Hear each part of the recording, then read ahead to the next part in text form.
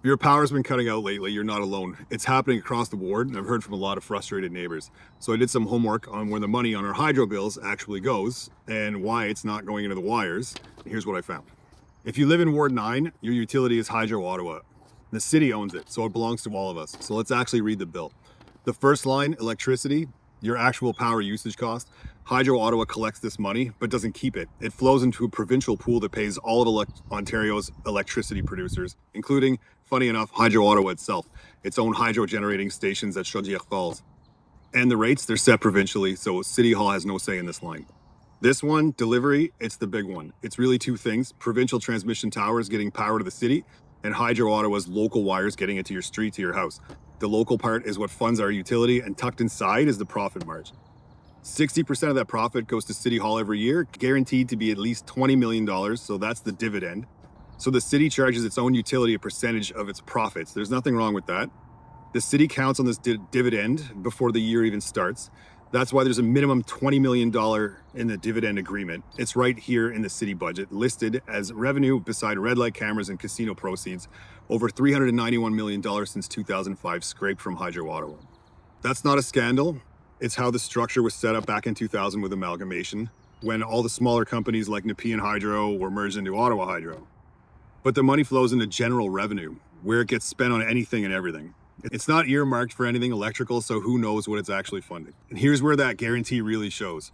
The Derecho storm in 2022, the worst storm in Ottawa's history, cost Hydro Ottawa $24 million to clean up. The province declined to help. The Utilities Board absorbed the hit rather than pass it on to your bills, and we'll credit them for that. But even in that year, the city still collected its full $20 million minimum.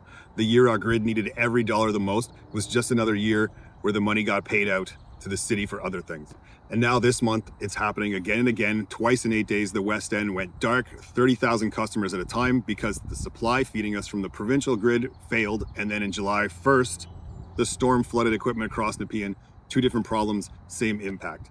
The provincial supply question is one the city needs to be asking Queen's Park about loudly, and as your councillor, I'll make sure it is. But the local one, hardening our own infrastructure against the next storm, or simply even upgrading the infrastructure to deal with the city's growth, we don't need anybody's permission to do that, and we already have the money.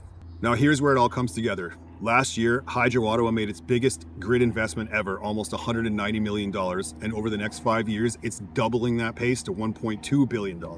Good, that's exactly what our grid needs, but where's that money coming from? Your bill. The delivery line I was talking about on your bill, well, the rates in there went up this June to pay for it, and they'll keep rising every year until 2030. So here's my question.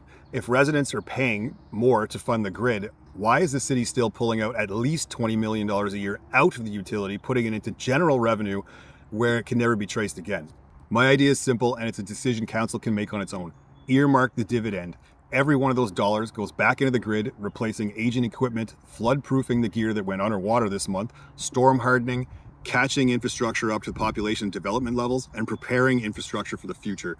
100% infrastructure, not general revenue, published every year, nothing else. It doesn't add a cent to your bill, and it takes pressure off the increases you're already paying.